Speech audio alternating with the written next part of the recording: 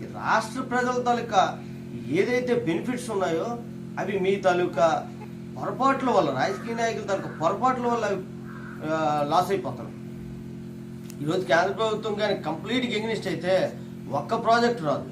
యూనివర్సిటీలు కూడా ఇప్పుడు వచ్చిన యూనివర్సిటీల తాలూకా వచ్చే గ్రాంట్లు కూడా ఆగిపోతాయి. అప్పుడు పరిస్థితి ఏమవుతుందో ఒకసారి ఆలోచించండి. రాష్ట్ర ప్రభుత్వాలు ఇప్పటికే అప్పుల్లో మునిగిపోయినాయి.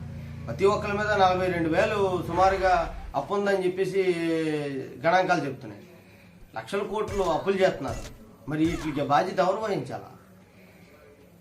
ఇది విని ఏదో మారిపోతారని కాదు, కానీ ఆలోచన చేయాలి. ప్రజలందరూ కూడా ఆలోచన చేయాలి. ఏదో రాజకీయ నాయకులు చెప్పారు మనం వినేసామని కాకుండా ఎంతవరకు సాధ్యపడతాయి వాళ్ళు ఇచ్చిన హామీలు, ఎంతవరకు చెయ్యగలరు, ఇది జరిగే విధానం ఏమన్నా కాన్స్టిట్యూషన్బద్ధంగా ఉందా, రాజ్యాంగ చట్టబద్ధత ఏమన్నా ఉందా, భద్రత కూడా ఉందా, చట్టభద్రత ఉందా అన్నది ఆలోచించి మనం కార్యక్రమాలు చేసుకోవాలి తప్ప ఊరికినే ఏదో పార్టీ పరంగానో